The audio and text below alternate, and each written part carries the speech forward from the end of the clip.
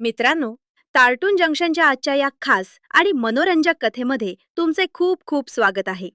अनेकदा तुम्ही आपल्या मोठ्या माणसांकडून ऐकले असेल की पापाचा पैसा कधीच फळत नाही.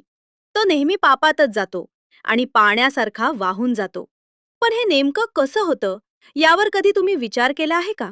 आज आपण अशाच एका दूधवाल्याची अत्यंत रंजक आणि रहस्यमयी गोष्ट ऐकणार आहोत, ज्याने जास्त पैसे कमवण्याच्या आशेपोटी आपली इमानदारी विकली. त्याला वाटलं की तो एका रात्रीत जगातील सर्वात श्रीमंत माणूस होईल. पण नियतीकडे सगळ्यांच्या कर्मांचा अचूक हिशोब असतो. एका साध्याशा माकडाने त्या लालची दूधवाल्याची अक्कल कशी ठिकाणावर आणली आणि त्याचा खोटारडेपणा कसा उघडकीस आला, हे जाणून घेण्यासाठी ही कथा शेवटपर्यंत नक्की ऐका. खूप खूप वर्षांपूर्वीची ही गोष्ट आहे. सह्याद्रीच्या हिरव्यागार डोंगर रांगांमध्ये वसलेले सुंदरपूर नावाचे एक छोटेसे आणि अत्यंत नयनरम्य गाव होते. गावाच्या चहूबाजूंनी उंचच उंच झाडे होती आणि गावाच्या कुशीतून एक निर्मळ, स्वच्छ आणि खळाळत्या पाण्याची नदी वाहत असे. या सुंदरपूर गावात रामू नावाचा एक दूधवाला राहायचा. रामूकडे खूप साऱ्या गायी आणि म्हशी होत्या. गौरी आणि कपिला नावाच्या त्याच्या दोन अत्यंत लाडक्या गायी होत्या. रामू स्वभावाने अत्यंत साधा, भोळा आणि कष्टाळू होता. तो रोज पहाटे कोंबऱ्याने बांग दिली की सर्वात आधी उठायचा. उठल्यावर आपल्या गोठ्यात जाऊन गायी म्हशींना प्रेमाने चारा घालायचा, त्यांना स्वच्छ धुवायचा आणि मग एका मोठ्या पितळी चरवीत त्यांचे ताजे आणि घट्ट दूध काढायचा. त्यानंतर ते दूध घेऊन तो पायी पायी शहरात विकायला जायचा. सुरुवातीची अनेक वर्ष रामू अत्यंत इमानदार आणि प्रामाणिक होता. तो गावकऱ्यांना आणि शहरातील सर्व लोकांना एकदम शुद्ध, एक थेंबही पाणी न मिसळलेले आणि दर्जेदार दूध द्यायचा. शहरातले लोक त्याच्या या दुधाची खूप स्तुती करायचे. रामूसारखा इमानदार दूधवाला संपूर्ण पंचक्रोशीत शोधूनही मिळणार नाही, असे लोक अगदी कौतुकाने म्हणायचे. रामूचे आयुष्य त्याच्या छोट्याशा झोपडीत अगदी सुखात आणि समाधानात चालले होते. त्याला जेवढे पैसे मिळायचे त्यात तो खुश असायचा. पण मित्रांनो, माणसाचे मन हे खूप चंचल असते आणि माणसाच्या गरजा कधीच संपत नाहीत. जसजसा वेळ पुढे गेला तसतशी रामूच्या मनात पैशाची आणि श्रीमंतीची लालसा निर्माण होऊ लागली. एक दिवस भर दुपारी रामू दूध विकून गावाकडे परत येत होता. तेव्हा त्याने गावातल्या एका अत्यंत श्रीमंत जमीनदाराला पाहिले. तो जमीनदार एका भव्य आणि सुंदर सजवलेल्या बैलगाडीतून जात होता. त्याच्या अंगावर रेशमी कपडे होते आणि गळ्यात सोन्याच्या जाडजूड साखळ्या होत्या. हे सर्व पाहून रामूच्या मनात पहिल्यांदाच निराशेचा आणि मत्सराचा विचार आला. तो स्वतःशीच पुटपुटला की मी रोज एवढ्या लांब शहरात पायी जातो, एवढी हाडाची काढं करून घाम गाळत मेहनत करतो, पण मला पैसे तर फक्त मोजक्याच दुधाचे मिळतात. मी असा आयुष्यभर कष्टच करत राहणार का? मी कधी या जमीनदारासारखा श्रीमंत होणार? जर मी या दुधात थोडे नदीचे फुकटचे पाणी मिसळले तर दुधाचे प्रमाण दुप्पट वाढेल आणि मला काहीही कष्ट न करता कितीतरी जास्त पैसे मिळतील. त्या रात्री रामूला आपल्या झोपडीत अजिबात झोप आली नाही. तो अंथरुणावर इकडे तिकडे कुशी बदलत होता. त्याच्या डोक्यात फक्त आणि फक्त पैशांचे आणि सोन्याच्या नाण्यांचे विचार घुमत होते. एका रात्रीत श्रीमंत होण्याच्या लालसेच्या भूताने त्याच्या प्रामाणिक मनावर आता पूर्णपणे ताबा मिळवला होता. त्याची इमानदारी त्या रात्री कायमची संपली होती. दुसऱ्या दिवशी पहाटे रामू नेहमीप्रमाणे दुधाच्या मोठ्या चरव्या घेऊन शहराच्या दिशेने निघाला. वाटेत तीच सुंदर आणि स्वच्छ पाण्याची नदी लागली. रामूने आपली पावले अचानक तिथेच थांबवली. त्याने आजूबाजूला नजर फिरवून पाहिले. सर्वत्र सामसूम होती. लांबपर्यंत चीटपाखरू देखील नव्हते आणि सकाळचे धुके पसरले होते. त्याने थरथरणाऱ्या हातांनी एक तांब्या काढला आणि तो नदीच्या काठावर गेला. त्याने तांब्याभर नदीचे थंडगार पाणी भरले आणि आपल्या दुधाच्या चरवीत ओतले. सुरुवातीला त्याला खूप भीती वाटली. कोणी मला हे पाप करताना पाहिलं तर नाही ना, असा विचार करून लालसेने त्याची ती उरली सुरली भीती पार पळवून लावली. शहरात जाऊन त्याने ते नदीचे पाणी मिसळलेले दूध नेहमीप्रमाणे लोकांना विकले. रामूच्या गायींचे दूध आधीपासूनच खूप घट्ट असायचे. त्यामुळे लोकांना त्या दुधात मिसळलेल्या पाण्याचा अजिबात अंदाज आला नाही. त्यांनी नेहमीच्या विश्वासाने ते दूध विकत घेतले. त्या दिवशी रामूला रोजच्यापेक्षा दुप्पट पैसे मिळाले. संध्याकाळी घरी आल्यावर एवढे सारे पैसे आणि नाणी हातात बघून रामूचे डोळे लकाकले. त्याला हा खोटा पण अत्यंत सोपा मार्ग खूपच आवडला. त्याने स्वतःशीच विचार केला की अरे वा, ही तर खूपच सोपी युक्ती आहे. उगाच मी आजवर प्रामाणिक राहून स्वतःचे नुकसान करून घेत होतो. आता मात्र हा रामूचा रोजचाच नियम झाला. तो रोज न चुकता पहाटे नदीकिनारी थांबायचा आणि दुधात भरपूर पाणी मिसळायचा. जसजसे दिवस पुढे गेले तसतशी त्याची पैशांची हाव आणि लालसा आणखीनच वाढत गेली.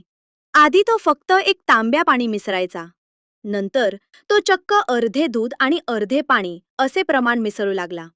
रोज अशी फसवणूक करून दूध विकल्यामुळे रामू अल्पावधीतच खूप श्रीमंत झाला.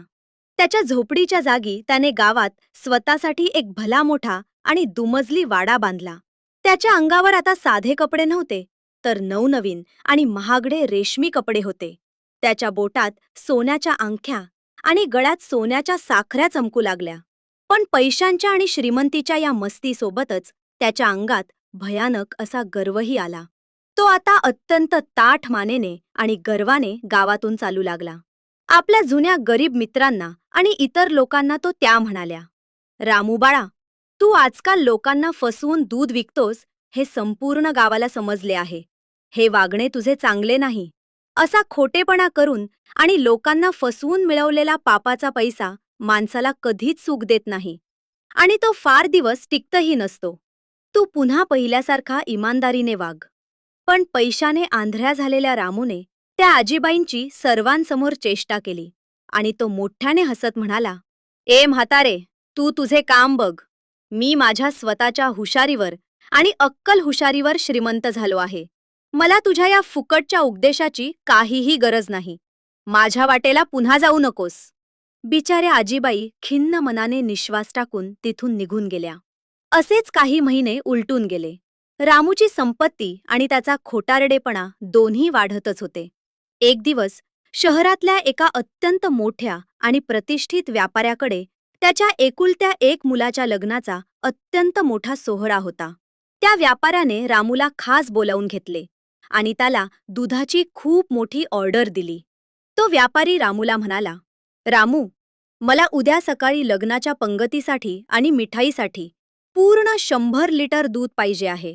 पैसे कितीही लागले तरी चालतील, त्याची तू चिंता करू नकोस. पण दूध एकदम शुद्ध, घट्ट आणि उत्तम प्रतीचे हवे आहे. काम चांगले झाले तर मी तुला या दुधाचा दुप्पट मोबदला देईन. हे शब्द ऐकून रामू मनातल्या मनात आनंदाने उड्याच मारू लागला. त्याने हिशोब लावला आणि विचार केला, अरे वा, ही तर माझ्या आयुष्यातील सर्वात मोठी लॉटरीच लागली आहे.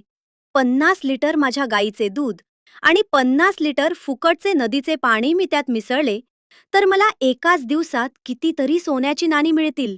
मी तर कुबेरच बनेन. रामूने त्याच रात्री भयानक लालसेपोटी दुधात अर्ध्याहून जास्त पाणी मिसळून प्रचंड प्रमाणात भेसळयुक्त दूध तयार केले आणि मोठ्या चरव्यांमध्ये भरून ठेवले. दुसऱ्या दिवशी भल्या पहाटे त्याने ते सर्व भेसळयुक्त दूध व्यापाऱ्याच्या वाड्यावर नेऊन दिले. लग्नाच्या प्रचंड घाईगडबडीत आणि गडबडीच्या वातावरणात व्यापाऱ्याने दुधाची नीट तपासणी केली नाही. त्याने ठरल्याप्रमाणे रामूला बोलावले आणि त्याच्या हातात एक भली मोठी लाल रंगाची पिशवी दिली, जी पूर्णपणे अस्सल सोन्याच्या नाण्यांनी भरलेली होती. त्या पिशवीतील सोन्याचा खणखणीत आवाज ऐकून रामू अक्षरशः वेडाच झाला. आता मी या जगातला सर्वात श्रीमंत आणि भाग्यवान माणूस झालो आहे, असे स्वतःलाच सांगत तो अत्यंत आनंदाने आणि अभिमानाने छाती पुढे काढून गावाकडे परत निघाला. वाटेत पुन्हा तीच नदी लागली, जिथे तो रोज दुधात पाणी मिसळायचा. आता दुपारची वेळ झाली होती. कडक उन्हाळा असल्यामुळे सूर्यनारायण आग ओकत होता आणि ऊन खूप तापले होते. एवढी मोठी आणि जड सोन्याची पिशवी घेऊन चालून चालून रामूला खूप घाम आला होता आणि त्याला भयंकर थकवाही जाणवत होता. त्याने विचार केला, चला, आता नदीच्या थंडगार पाण्यात थोडी आंघोळ करूया आणि इथेच झाडाच्या सावलीत थोडी विश्रांती घेऊया. पैसे तर खिशात आलेतच. आता मला कसली घाई आहे आणि कसली चिंता आहे. रामूने ती सोन्याच्या नाण्यांची लाल पिशवी नदीच्या काठावर असलेल्या एका अत्यंत जुन्या आणि मोठ्या वडाच्या झाडाच्या फांदीवर सुरक्षित ठेवली. आपले वरचे कपडे काढून तो फक्त धोतरावर त्या थंडगार आणि निर्मळ नदीत आंघोळ करायला उतरला. तो नदीत मजेत डुबक्या मारत होता आणि स्वतःच्या श्रीमंतीचा तसेच व्यापाराला कसे मूर्ख बनवले याचा विचार करून जोरजोरात हसत होता. पण मित्रांनो, निसर्गाचा न्याय काही वेगळाच असतो. त्याच वेळी त्या वडाच्या झाडावर एक अत्यंत खोडकर आणि हुशार माकड बसले होते. त्या माकडाची तीक्ष्ण नजर त्या लाल पिशवीवर गेली. माकडाने हळूच खाली उडी मारली. ती पिशवी उचलली आणि थेट झाडाच्या सर्वात वरच्या आणि उंच फांदीवर जाऊन आरामात बसले. रामूने नदीतून बाहेर येऊन आपले अंग पुसले आणि त्याचे लक्ष झाडाकडे गेले. वर पाहतो तर काय, त्याच्या पायाखालची जमीनच सरकली आणि त्याच्या काळजाचा ठोका चुकला. ते माकड त्याच्या जीवापाड जपलेल्या आणि फसवणूक करून मिळवलेल्या सोन्याच्या पिशवीशी खेळत होते. रामू घाबरून जोरजोरात ओरडू लागला, "अरे, माझी पिशवी खाली टाक! ते माझे कष्टाचे पैसे आहेत! ए माकडा, देवाची शपथ आहे, तुला माझी पिशवी मला परत दे रे!" पण माकड ते माकडच. त्याला माणसांच्या भाषेची काय समज?